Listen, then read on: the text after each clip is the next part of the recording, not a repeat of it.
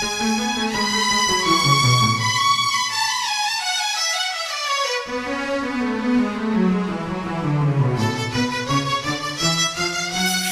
को नमस्कार। आइए, आप सभी का स्वागत है हमारे YouTube चैनल ज्ञान गंगा जीके में। दोस्तों, हम देख रहे थे RS भर्ती 2023 को टारगेट करते हुए भारत का इतिहास, जिसमें हमने प्राचीन भारत शुरू किया था। सबसे पहले हम प्राचीन भारत देखेंगे, फिर मध्यकालीन भारत और लास्ट में हमने पढ़ेंगे आधुनिक भारत के बारे में। अब जो प्राचीन भारत में हमने शुरू किया था, उसके अंदर हम इतिहास क्या है और इतिहास का वर्गीकरण, ये दो छोटे छोटे चैप्टर थे जो हम पूरा कर चुके हैं, जिसके अंदर हमारा पाषाण काल का जो इतिहास था वो पूरा हो गया। अब अपने देखेंगे आद्य ऐतिहासिक काल। आद्य ऐतिहासिक काल जिसके अंदर हमें लिपि मिली है लेकिन हम उसे पढ़ नहीं पाए, यानी कि जो हमारा सभ्यता वाला सिंधु घाटी सभ्यता का जो मेन पार्ट आ गया है, आज हम उसे शुरू करने जा रहे हैं। तो आप सभी से रिक्वेस्ट है कि किसी ने अगर पिछली 2 क्लासें नहीं देखी तो पहले जाकर वो क्लासें देख लीजिए, फिर यहां से अपने शुरू करना तो थोड़ा और बेहतर रहेगा। पीछे से हमने आदि मानव के बारे में चर्चा की, मानव का विकास देखा, वो सभी चीजें हमने वहां पर चर्चा की है। तो पहले आप वो क्लासें देख लीजिए, फिर आप इस क्लास को देख लेना। तो चलिए, आप सभी से रिक्वेस्ट है, कृपया शेयर कर दीजिए, कमेंट कर दीजिए और चैनल को सब्सक्राइब कीजिए। चलिए अपने शुरू करते हैं। आज जो सभ्यताओं के बारे में शुरू करते हैं वो है अपनी सिंधु घाटी सभ्यता। भारत की पहली नगरीय सभ्यता, यानी सबसे प्राचीन अगर भारत की सभ्यता देखी जाए, बड़ी सभ्यता, तो वो है सिंधु घाटी सभ्यता। इसी के बारे में अपने चर्चा करते हैं। सबसे पहले एक शब्द आता है कि सभ्यता। सभ्यता होती क्या है? सभ्यता क्या है? तो सभ्यता का मतलब है कि ऐसी कोई दुनिया जो कभी रही होगी। क्या मतलब है? ऐसी कोई दुनिया, ऐसी कोई दुनिया जो कभी रही होगी, जो कभी रही होगी, या आपने रही थी भी लिख सकते हैं, क्योंकि जो सभ्यताएं होती है वो अपने कन्फर्म है भी उस समय ये सभ्यता हुई थी, तो अपने रही होगी या रही थी भी, अपने अगर रही थी तो अपने थोड़ा बढ़िया रहेगा। जो कभी रही थी, अपने को कन्फर्म पता है कि सिंधु घाटी सभ्यता थी, तो होगी मतलब भी हो सकती है, लेकिन थी का मतलब कि वो उस समय कन्फर्म थी। अब देखिए, ये जो सिंधु घाटी सभ्यता है, इसका क्या किया जाएगा? उत्खनन। अपने धीरे धीरे पढ़ेंगे सभी चीजें। उत्खनन किया जाएगा। उत्खनन कौन करेगा? पुरातत्व विभाग। तो जो भी पुराने टीले, प्राचीन टीले, स्मारक, इसके अलावा किले हो गए, दुर्ग हो गए, दुर्गों का अध्ययन करना,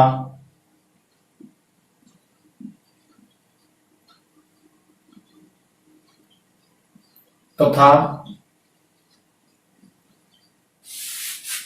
इतिहास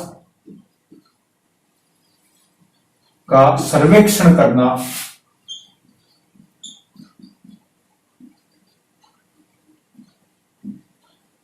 पुरातत्व कहलाता है। पुरातत्व कहलाता है और पुरातत्व को बोला जाता है आर्कियोलॉजी। आर्कियोलॉजी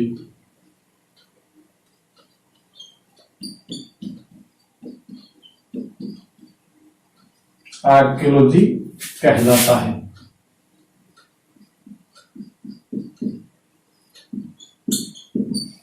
जो भी अपनी कोई प्राचीन टीला हो गया, प्राचीन कलाकृतियां है, प्राचीन कोई दुर्ग हो गया, प्राचीन नगर है, उन सभी का अध्ययन करना और उनके आधार पर इतिहास का सर्वेक्षण करना क्या कहलाता है? पुरातत्व कहलाता है, जिसे अपने इंग्लिश में क्या बोलते हैं? आर्कियोलॉजी। यानी उन सभी इतिहास की विशेषताओं का उजागर करना ही क्या कहलाता है? पुरातत्व। और इस विभाग को कहा जाता है पुरातत्व विभाग, यानी आर्कियोलॉजी डिपार्टमेंट उसे कहा जाता है। तो ये अपने हो गया कि सिंधु घाटी सभ्यता का अपने को क्या करना है? इसे विशेष रूप से पढ़ना है और इसका क्या करना है? धीरे धीरे इसे उत्खनन करना है। तो चलिए अपने शुरू करते हैं। सबसे पहले मैं यहाँ पर 4 सभ्यताएं लिखता हूं आपके सामने। 4 बड़ी सभ्यताएं हुई है अभी तक विश्व के अंदर। हम ज्ञात सभ्यताओं के बारे में अपने थोड़ी सी चर्चा करते हैं। पहली है मेसोपोटामिया की सभ्यता। मेसोपोटामिया सभ्यता।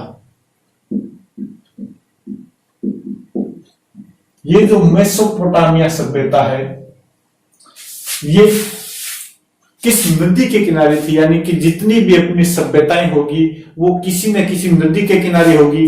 तो ये जिस नदी के किनारे थी वो नदी थी दजला व फरात। नदी का नाम है दजला व फरात।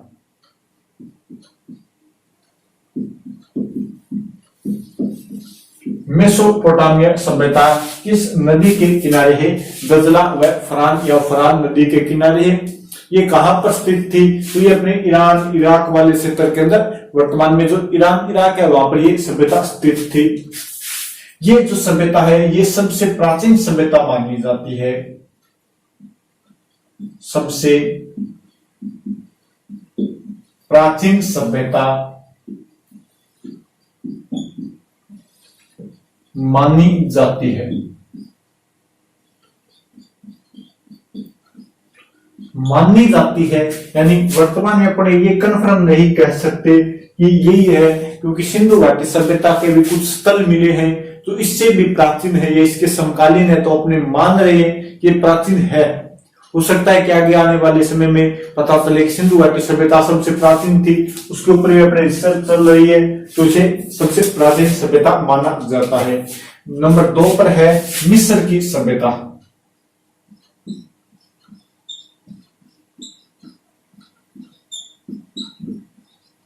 मिस्र की सभ्यता, और ये किस नदी के किनारे थी? तो ये जो नदी थी वो थी नील नदी। ये भी विश्व की बड़ी सभ्यता है। नंबर 3 पर है सिंधु घाटी सभ्यता। सिंधु घाटी सभ्यता, और जो सिंधु घाटी सभ्यता है ये किस नदी के किनारे है? ये है सिंधु नदी के किनारे।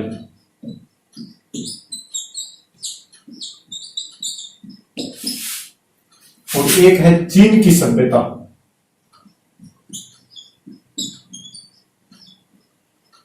चीन की सभ्यता, और ये जो चीन की सभ्यता है ये है होंग हो नदी के किनारे। होंग हो नदी के किनारे कौन सी सभ्यता है? चीन की सभ्यता। तो ये अपने विश्व की 4 बड़ी और प्राचीन सभ्यताओं में इन्हें माना जाता है, जिसमें से आपकी सबसे पहली है मेसोपोटामिया, जो दजला फरात नदी के किनारे स्थित है। ये विश्व की सबसे प्राचीन सभ्यता मानी जाती है। फिर आपके मिस्र की सभ्यता जो नील नदी के किनारे स्थित है, और फिर सिंधु घाटी सभ्यता जिसके बारे में अपने पढ़ेंगे, सिंधु नदी के किनारे। और एक है चीन की सभ्यता जो आपके होंग हो नदी के किनारे स्थित है। ये अपने क्रम के हिसाब से भी है, सबसे प्राचीन से नई की तरफ आ रहे हैं, और बड़ी सभ्यताओं में भी ये मिलती है आपको। तो चलिए अब अपने आगे शुरू करते हैं सिंधु घाटी सभ्यता के बारे में। अपने किस सभ्यता के बारे में पढ़ना है? सिंधु घाटी सभ्यता के बारे में पढ़ना है। इसके बारे में अपने शुरुआत करते हैं।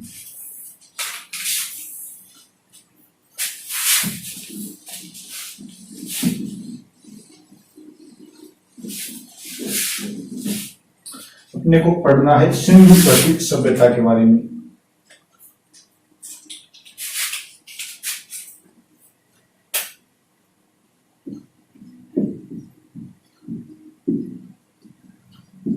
सिंधु घाटी सभ्यता,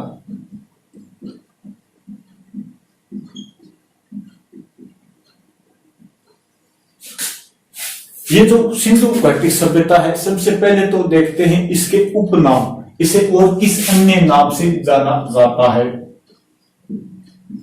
उपनाम में आए तो इसे कहा जाता है हड़प्पा सभ्यता, हड़प्पा सभ्यता। इसके अलावा इसे कहा जाता है नगरीय सभ्यता, नगरीय सभ्यता। इसके अलावा इसे कहा जाता है मातृसत्तात्मक सभ्यता, मातृसत्तात्मक सभ्यता। कांस्य युगीन सभ्यता,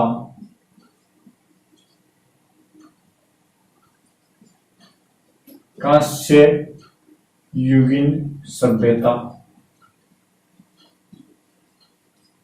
इसे कहा जाता है सिंधु सरस्वती सभ्यता,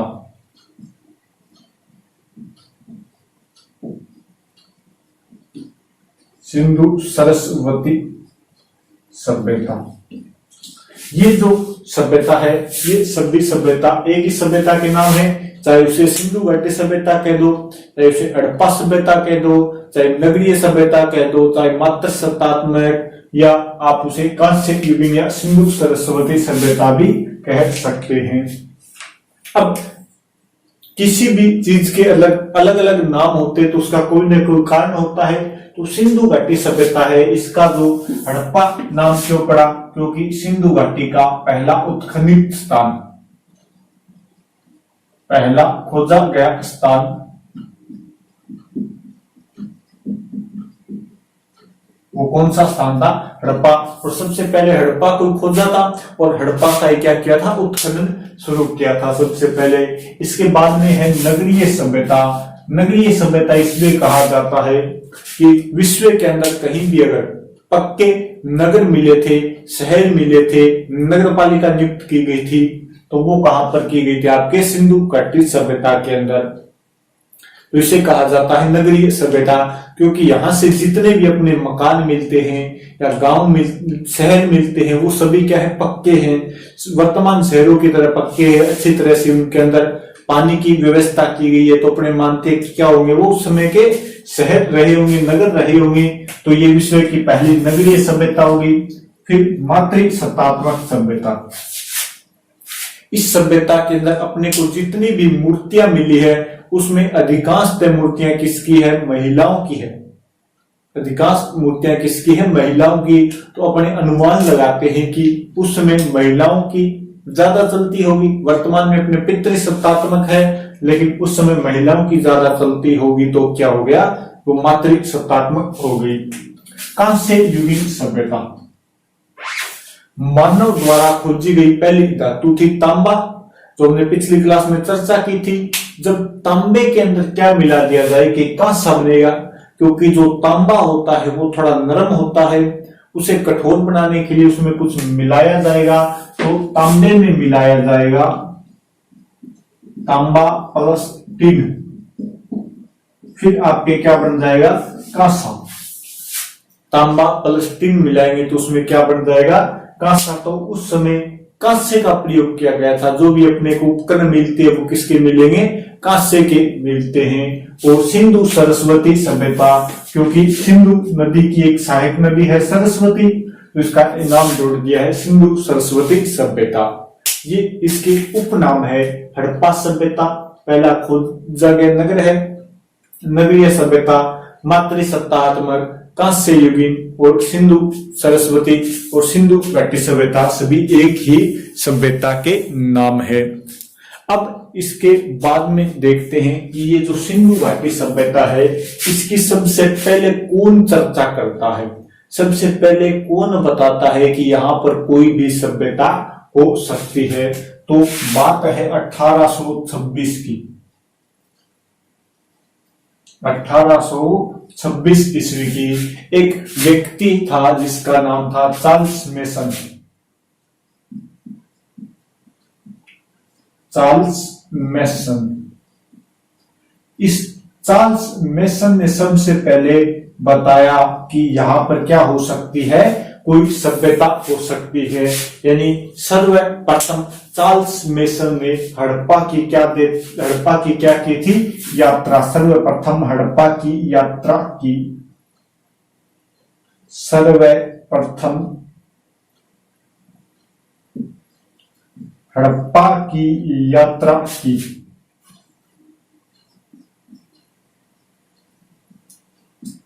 और हड़प्पा की यात्रा कब की इन्होंने, 1826 में की इन्होंने।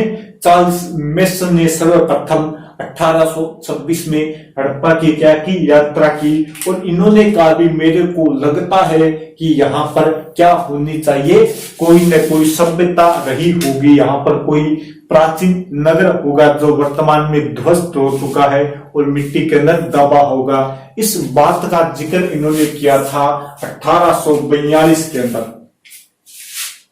1842 में क्या किया, इस बात का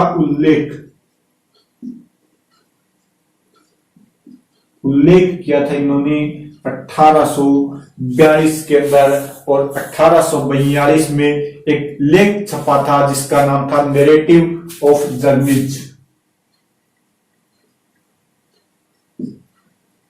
नैरेटिव ऑफ जर्नीज में इन्होंने इसका उल्लेख किया था। नैरेटिव ऑफ जर्नीज में क्या क्या था, इन्होंने इसका उल्लेख किया था। सबसे पहले कौन बताता है, चार्ल्स मेसन। कब बताएगा, 1826 में। और किसके बारे में बताया था, हड़प्पा के बारे में। इसका उल्लेख कब किया था, 1842 में। इसका एक लेख छपा था जिसका नाम था नैरेटिव ऑफ जर्नीज, के अंदर इसका लेख छपा था। फिर इसके बाद में अगर अपने थोड़ी और चर्चा करते हैं तो इसके बाद में आपको बताएंगे 1851-52 के अंदर या 53 के अंदर मान सकते हो, 1853 में।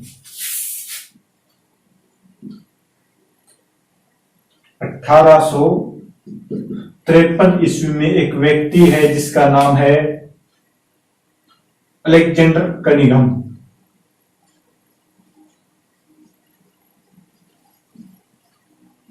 Alexander Cunningham.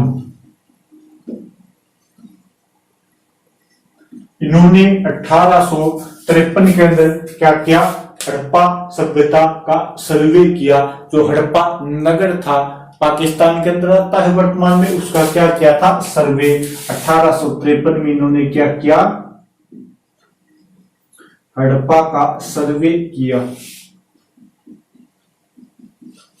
और जब इन्होंने हड़प्पा का सर्वे किया तब इन्हें पता चला भी यहाँ पर कोई न कोई सभ्यता हो सकती है।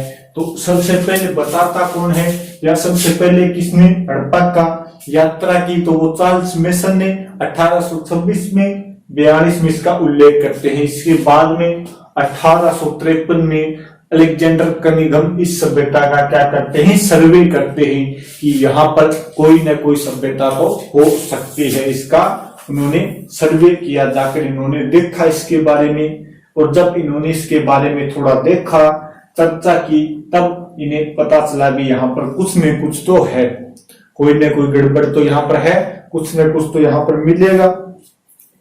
फिर इन्होंने यहाँ पर, इनकी एक और दिक्कत थी कि ये आई बात में इसलिए थे कि यहाँ पर क्या कर सके, कोई पुरानी चीजों की खोज कर सके। और जब पुरानी चीजों की खोज करने लगे तब इन्हें क्या मिल गया था, हड़प्पा नगर मिल गया था, जिसका 1853 में इन्होंने क्या किया था, सर्वे किया था। आज अपनी क्लास इतनी ही लेते हैं, थोड़ी सी कंटिन्यूटी बनी रही इसलिए आज क्लास ले ली।